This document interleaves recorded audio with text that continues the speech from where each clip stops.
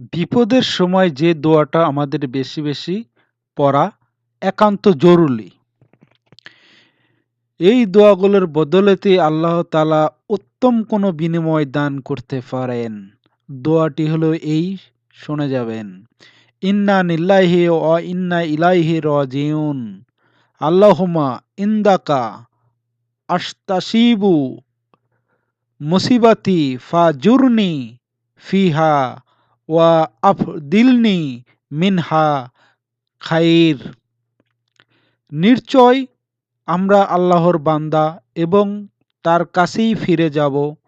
হে আল্লাহ, আপনি আমাকে এই বিপদের প্রতিদান দান করুন, বিনিময়ে তার চেয়ে উত্তম নিয়ামত দান করুন।